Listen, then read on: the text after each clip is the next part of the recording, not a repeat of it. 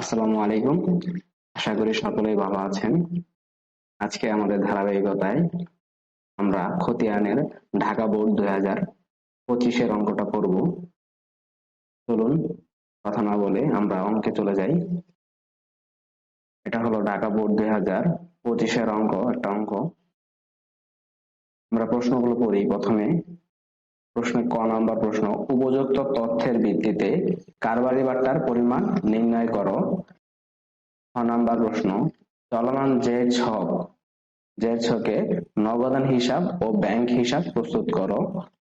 গ নাম্বার, উপযুক্ত লেনদেন সমূহের ভিত্তিতে সহকারী খতিয়ান তৈরি করো। হ্যাঁ, এখন আমাদের এই যে প্রশ্নগুলোর উত্তর এই যে লেনদেনগুলো থেকে দিব। আচ্ছা, প্রথম প্রশ্ন কি বলছে? উপযুক্ত তথ্যের ভিত্তিতে কারবারি বাট্টার পরিমাণ নির্ণয় করতে বলছে। আমরা জানি বাট্টা দুই ধরনের হয়ে থাকে, এক নগদান বাট্টা আর একটা হলো কারবারি বাট্টা। কারবারি বাট্টা কাকে বলে? কারবারি বাট্টা বলে ক্রয় বিক্রয়ের সাথে সংক্রান্ত যত বাট্টা আছে তাদেরকে কারবারি বাট্টা বলে। হ্যাঁ, আমরা যদি কারবারি বাট্টার পরিমাণ করতে চাই, আমাদের লেনদেনে দেখতে হবে ক্রয় বিক্রয়ের সাথে যে বাট্টাগুলো আছে সেগুলোই আমাদের কারবারি বাট্টা হবে, কারবারি বাট্টার পরিমাণ হবে। যেমন জুন 5 তুমি ট্রেডিং থেকে 10% বাট্টায় প্রতি ডজন 60 টাকা করে দরে 60 ডজন কলম ক্রয়। যেহেতু এটা ক্রয় আছে, তার মানে কি এই বাট্টাটা কারবারি বাট্টা, এই বাট্টাটা কারবারি বাট্টা, 10% বাট্টা কারবারি বাট্টা। আচ্ছা, জুন 7 হাসান স্টোর থেকে 5% বাট্টায় 20,000 টাকার কলম ক্রয়। এখানেও ক্রয় বলা হয়েছে, তার মানে কি এই বাট্টাটাও কারবারি বাট্টা। আমরা যদি এই দুইটা লেনদেনের মোট পরিমাণ নির্ণয় করি তাহলে আমাদের ক নাম্বার হয়ে যাচ্ছে। আচ্ছা, আমরা এখন ক নাম্বারটা করি।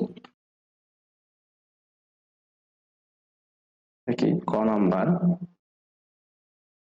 কারবারি বাট্টার পরিমাণ।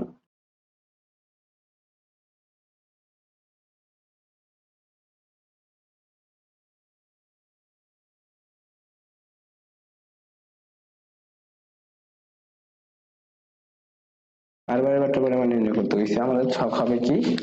ছক হবে বিবরণ টাকা টাকা।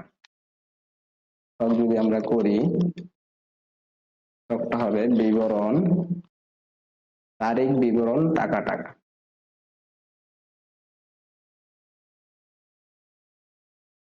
তারিখ,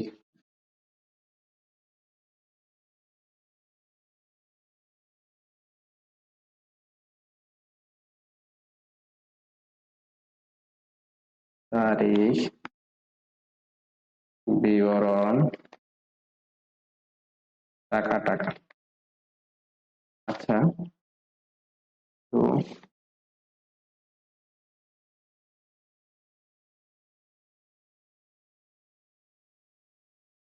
বিবরণের ঘরটা বড় রাখবো, তারিখ, বিবরণ টাকা টাকা। তারিখ, বিবরণ টাকা টাকা। 2000 কত সালে দেওয়া ছিল? এটা 2024 জুন 5 আর 7 তারিখ। 2024 জুন 5 কারবারি বাট্টা।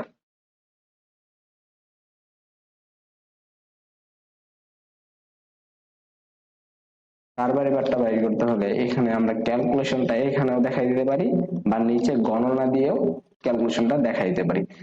হ্যাঁ, আমরা সাধারণত এই যে অঙ্কের নিচে এখানে দেখা দেওয়ার চেষ্টা করব, এটাই সুবিধাজনক। আচ্ছা, এখানে কি বলছে? প্রতি ডজন 60 টাকা করে দরে 60 ডজন কলম কিনছে। তাহলে আমাদের মোট কত টাকার কলম কিনছে ওটা বাইর করতে হবে। আগে কি করব আমরা? 60 গুণন 60 ইন্টু 10%, টোটাল টাকার উপরে 10%। এই ক্যালকুলেশনটা আমরা যদি করি তাহলে আমাদের বাইরে দিতে, এটা ক্যালকুলেশন করলে 300 টাকা হবে। তারপরে কি আছে, তারপরে 7 তারিখ কারবারি বাট্টা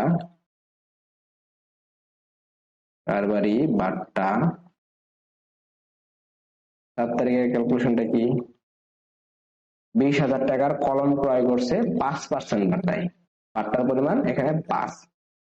আচ্ছা 20,000 আমরা যদি করি ক্যালকুলেশন করি, 20,000 এর সাথে কি করব, 5% গুণ দিব, গুণন 5%, তাহলে কত আসে, 1,000 টাকা আসে। এখন এই দুইটা যোগ করে দিলে যে মোট পরিমাণ বের হবে ওইটাই আমাদের মোট কারবারি বাট্টার পরিমাণ। কত টাকা বাইর হয়, 1360 টাকা। এটা হলো ক নাম্বার প্রশ্নের অ্যান্সার। ক্লোজ, হিসাব ক্লোজ, এটাই আমাদের ক নাম্বার প্রশ্নের অ্যান্সার। তারপরে খ নাম্বার কি বলছে, খ নাম্বার বলছে চলমান যে ছকে নগদান হিসাব ও ব্যাংক হিসাব প্রস্তুত করতে, নগদান হিসাব ও ব্যাংক হিসাব। আচ্ছা চলমান যে ছকের নগদান হিসাব ও ব্যাংক হিসাব প্রস্তুত করব আমরা, খ নাম্বার ছক করি, চলমান যে ছক।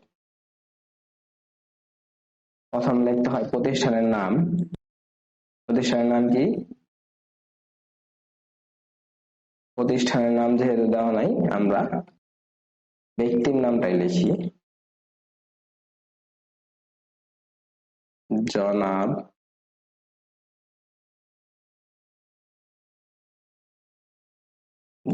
কি ছিল, জনাব আজিম।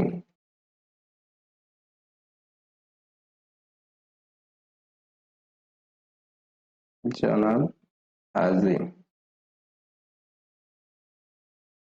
আজিমের নগদান হিসাব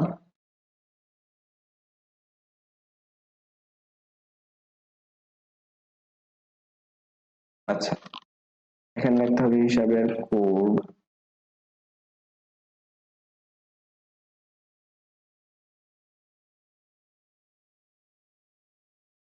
হিসাবের পূর্ণ, এখান থেকে শুরু করতে হবে। ঘর, ছকটা কি হবে, চলমান যে ছক, চলমান যে ছকে কি কি হয়, তারিখ, বিবরণ, ডেবিট টাকা,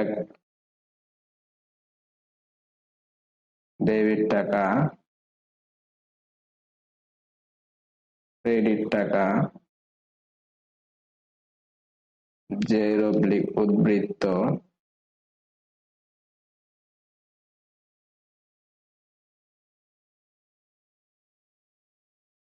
তারিখ,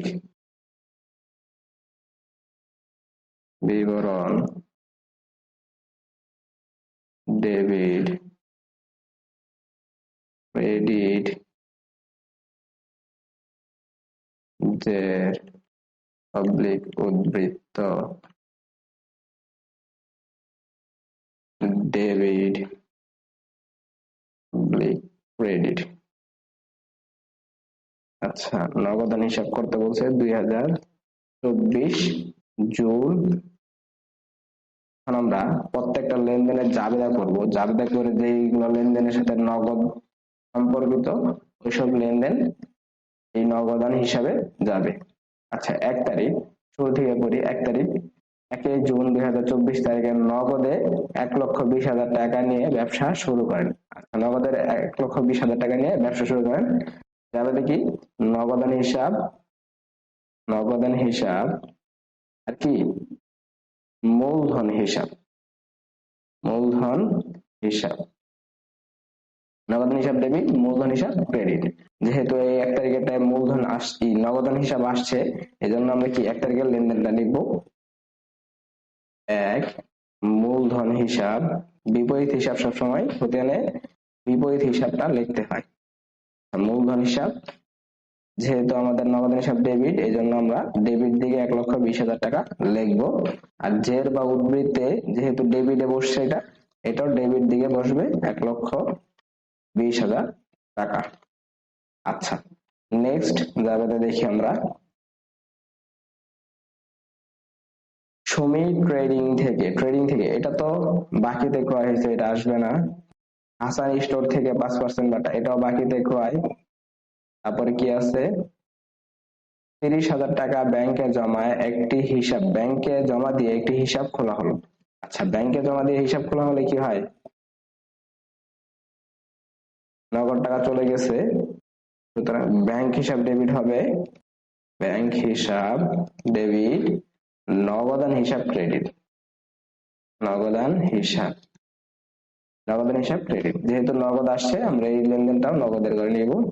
তারিখ কত তারিখ, 15 তারিখ জুন, জুন 15। ব্যাংক হিসাব, বিপরীত হিসাবটা লিখলাম, নগদান হিসাব ক্রেডিট। কত টাকা নিছে, জমা দিয়েছে 30,000 টাকা, ক্রেডিট দিকে 30,000 টাকা হবে। এখন যেহেতু এটা ক্রেডিট দিকে হয়েছে, ডেবিট থেকে এই ক্রেডিটটা বিয়োগ করে তারপরে যে বা উদ্বৃত্ত তৈরি করতে হবে। হ্যাঁ, তাহলে এটা কত হয়, 90,000 টাকা, 90,000 টাকা। তারপরে কি আছে, তারপর আছে জুন 20, ছেলের স্কুলের পিকনিকে চাঁদা দেওয়ার জন্য ক্যাশ বাক্স থেকে 1,000 টাকা নিলেন। আচ্ছা, ক্যাশ বাক্স থেকে 1,000 টাকা নিলেন, এটা মানে কি, এটার মানে হলো নগদ উত্তোলন করছে, ব্যবসা থেকে নগদ টাকা উত্তোলন করছে। হ্যাঁ, নগদ টাকা উত্তোলন করলে কি হয়, উত্তোলন হিসাব ডেবিট, উত্তোলন হিসাব, আর কি আসে, নগদান হিসাব, নগদান হিসাব। বুঝতে পারছি। এই লেনদেনটা কি হবে, ছেলের স্কুলের পিকনিকের চাঁদা দেওয়ার জন্য ক্যাশ বাক্স থেকে 1,000 টাকা নিলেন। ক্যাশ বাক্স থেকে যখন নেওয়া হয়, ক্যাশ বাক্স মানে কি, ব্যবসা প্রতিষ্ঠান, এই ব্যবসা প্রতিষ্ঠান থেকে যখন নেওয়া হয় তখন সেটা নগদ উত্তোলন হয়ে যায়। যেহেতু এখানে নগদ টাকা নিয়েছে, এই জন্য নগদ উত্তোলন হয়েছে, জাবেদায় কি হয়েছে, উত্তোলন হিসাব ডেবিট, নগদান হিসাব ক্রেডিট। এখানে যেহেতু নগদ হিসাব আসছে, এই জন্য আমরা এটাও নগদান হিসাবের ঘরে নেব। হ্যাঁ, দেখি কত তারিখের লেনদেন, লেনদেনটা ছিল 20 তারিখের, 1,000 টাকা নিচ্ছে। আচ্ছা, জুন 20, উত্তোলন হিসাব, উত্তোলন হিসাব 1,000 টাকা ক্রেডিট।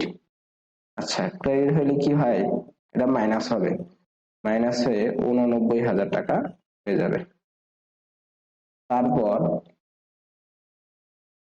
তারপর লেনদেনটা যদি দেখি, আরেকটা লেনদেন হয়তো আছে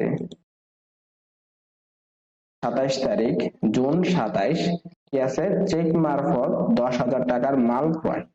চেক মারফত যখন মাল ক্রয় করা হয় তখন নগদান হিসাব আসে না, জাবেদাটা হয় এরকম, ক্রয় হিসাব ডেবিট, ব্যাংক হিসাব ক্রেডিট, ক্রয় হিসাব ডেবিট, ব্যাংক হিসাব ক্রেডিট। যেহেতু এটাতে নগদান হিসাব আসে না, তার মানে কি এই লেনদেনটা আসবে না আমাদের। তাহলে এই 3টা লেনদেন আসবে, এই 3টা লেনদেন কমপ্লিট, আমাদের নগদান হিসাবও কমপ্লিট। এটা হইলো নগদান হিসাব। আচ্ছা, তারপর আরেকটা হিসাব করতে বলছে, উত্তোলন হিসাব, উত্তোলন হিসাব প্রস্তুত করতে বলছে, ও সরি, ব্যাংক হিসাব প্রস্তুত করতে বলছে, ব্যাংক হিসাব।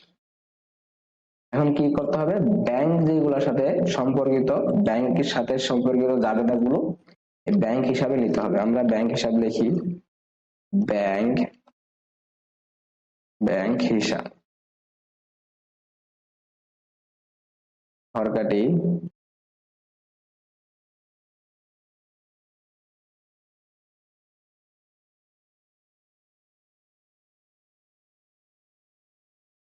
তারিখ, বিবরণ,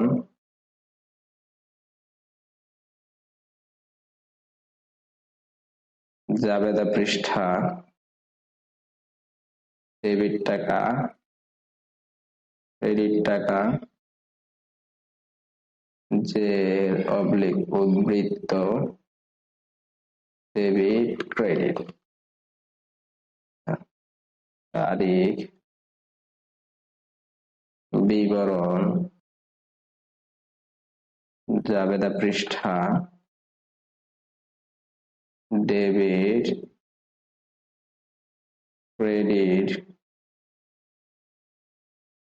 এর পাবলিক উদ্ধৃত, ডেবিট ক্রেডিট। এখানে কি হবে? হিসাবের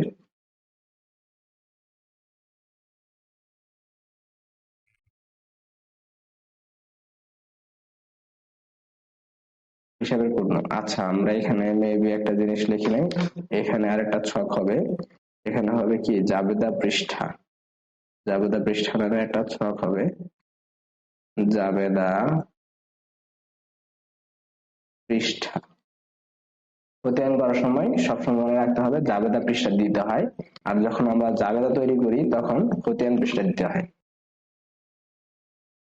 আচ্ছা, আমরা ব্যাংক হিসাব প্রস্তুত করি। 2024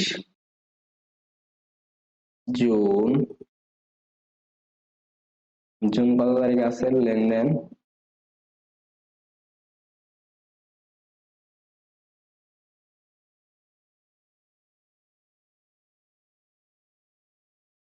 জুন 15, 30,000 টাকা ব্যাংকে জমা দিয়ে একটি হিসাব খোলা হলো। 30,000 টাকা ব্যাংকে জমা দিছে। ব্যাংক হিসাব কি হয়? ডেবিট, নগদান হিসাব ক্রেডিট। জুন 15 নগদান হিসাব, বিপরীত হিসাবটা লিখলাম। নগদান হিসাব, ব্যাংকের ঘরে টাকা হবে 30,000 টাকা। যেহেতু কি ব্যাংক হিসাব ডেবিট, এই জন্য ডেবিট ঘরে বসছে। আচ্ছা, তারপর কত তারিখ আছে?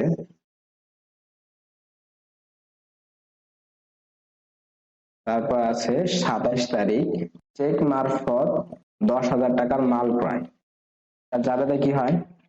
এটার জাবেদা হয় চেক মারফত ক্রয় করলে ক্রয় হিসাব,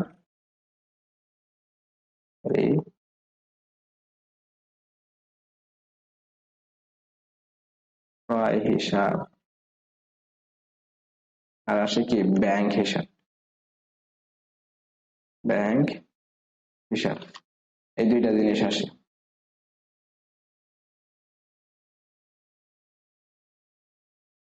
সাতাইশ তারিখ ক্রয় হিসাব,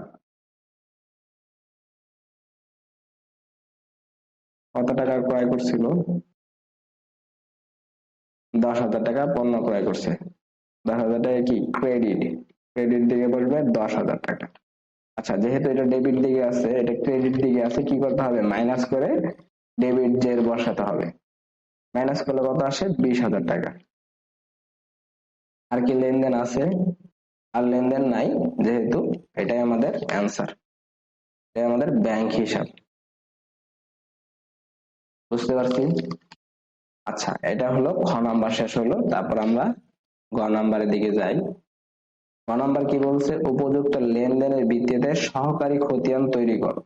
এখন সহকারী খতিয়ান বলতে আমরা কি বুঝি? সহকারী খতিয়ান হলো নামের খতিয়ান, যে সকল ক্ষেত্রে পাওনাদার বা দেনাদার আছে, হ্যাঁ, দেনাদার বা পাওনাদারের নাম আছে, ওইগুলার যে খতিয়ান হয় ওইটাকে সহকারী খতিয়ান বলা হয়। যেমন এখানে আছে কি জুন 5 তারিখে আছে সুমি ট্রেডিং, সুমি ট্রেডিং একটা সহকারী খতিয়ানের নাম।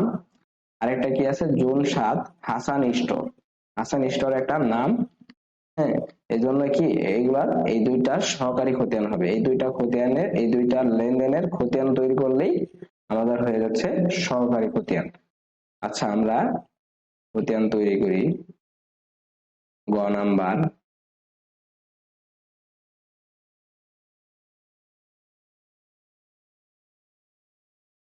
জনাব আজিম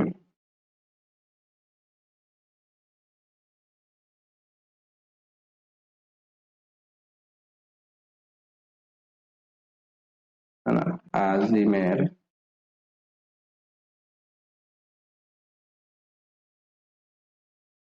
সহকারী খতিয়ান আচ্ছা, এই প্রথম আছে কি সুমি ট্রেডিং, সুমি ট্রেডিং হিসাব। এখানে আর একটা গুরুত্বপূর্ণ কথা হলো, যেহেতু এখানে বলা নাই টি ছক বা চলমান যে ছক কোনটাতে করতে হবে, আমরা সবসময় যেটা আমাদের সুবিধা হয় ওই ছকেই করে নিব। হ্যাঁ, যেহেতু আমরা চলমান যে ছবি করেছি এর আগেটা, এটাও চলমান যে ছবি করে দেব। হিসাবের কোড নং ছক করি,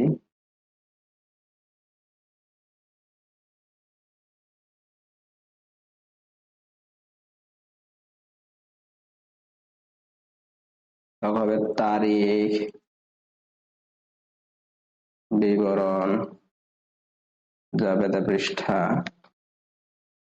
ডেবিট, ক্রেডিট, জের বা উদ্ধৃত। তারিখ, বিবরণ,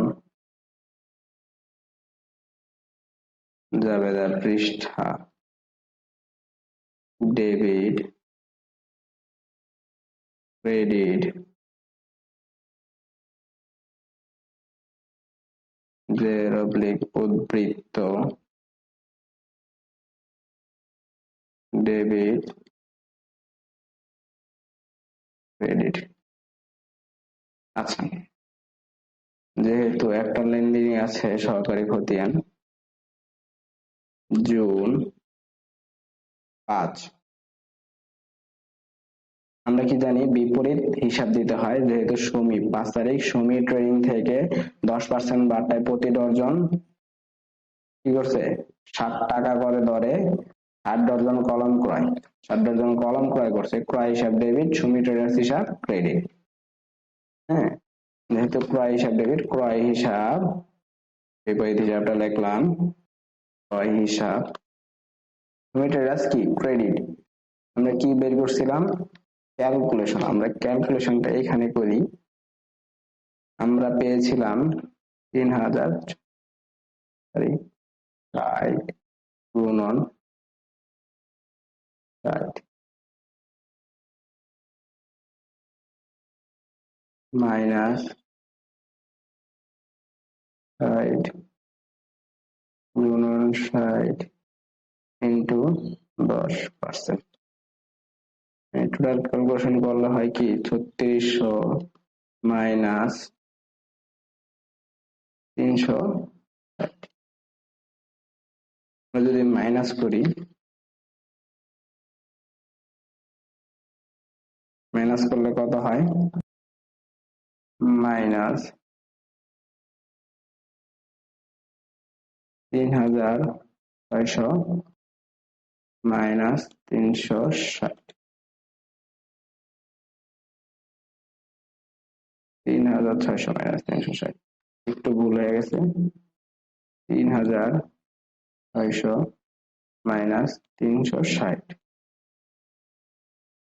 3240, 3240। আমাদের অ্যামাউন্টটা কোন দিকে বসবে ক্রেডিট দিকে বসবে, যেহেতু সুমি ট্রেডিং ক্রেডিট 240। কি করতে হবে ক্রেডিট দিকে 3240। এই হিসাব একটা হিসাবই আছে, জন্য একটাই লিখলাম, আর তো মনে হয় মেবি নাই। আচ্ছা, আমরা দেখি এরপর কি আর আছে, না নাই, একটা আছে। এখন কি করতে হবে আর একটা তৈরি করতে হবে কার হাসান স্টোরের, আর একটা হাসান স্টোর। আচ্ছা, আমরা লিখি হাসান স্টোর হিসাব, হাসান স্টোর হিসাব, হিসাবের কোড নং।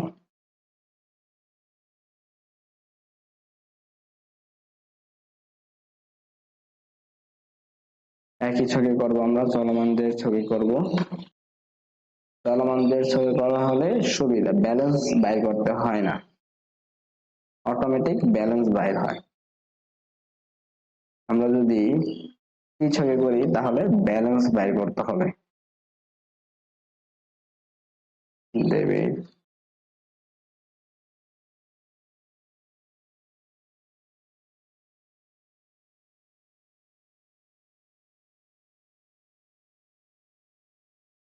তারিখ,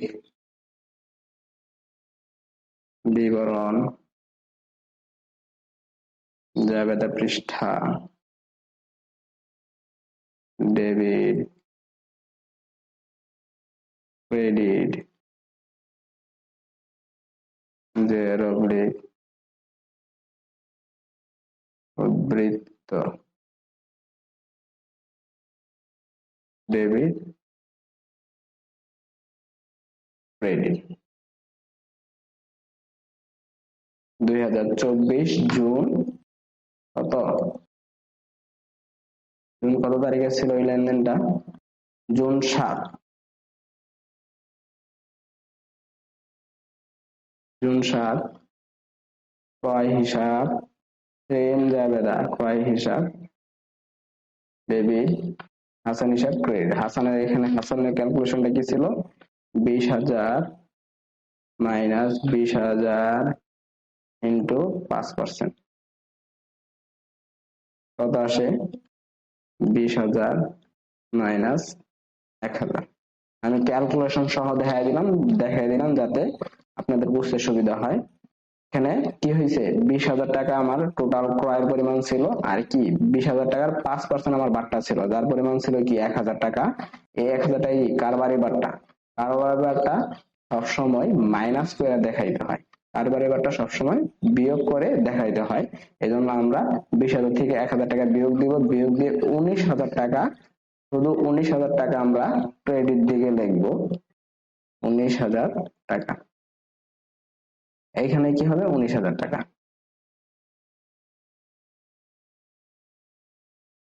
এই ছিল ঢাকা বোর্ড 25-এর অঙ্ক। খতিয়ান আসলে খতিয়ান কঠিন না, আমরা যদি একটু বুঝে বুঝে জাবেদাগুলো বুঝে বুঝে করি তাহলে খতিয়ান অনেক সহজ। আজকের মতো এই পর্যন্তই, আমরা ধারাবাহিকভাবে আরো এর পরবর্তী বোর্ডগুলো নিয়ে আসবো। সেই পর্যন্ত সকলে ভালো থাকবেন, সুস্থ থাকবেন। আসসালামু আলাইকুম।